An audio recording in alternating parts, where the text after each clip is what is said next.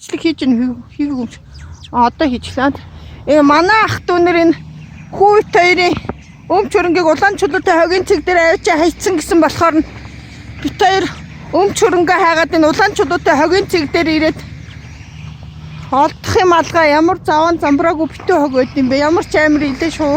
Өмхий самхаага дүүрэн газар эдэ. Даваа ихч, дайдаа ихч, ани ихч, бор ихч даваадорж сарнаад ажаагаа харж байгаа бол бит хоёрын имийг хаана хайсан бэ? Тэр хайсан газрыг чи хайгаад олохгүй байна энэ хогийн цэг дээрээс ядаж сургуульд сурсан бичиг баримтаа дэвтэр номоо олоод авчихсан.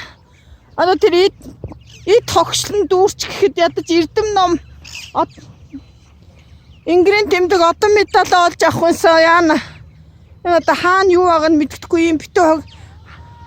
За хаана хайснаа хэлээд өгөөч. Би энэ одоо хогны машин гуйгаад ингээд буцалтаа суугаа явъя гэж гуйсан. Машин маань хүрээд ирлээ. За яшиг шиг хайж амжихгүй юм явъя. Бацраа намт. Ямар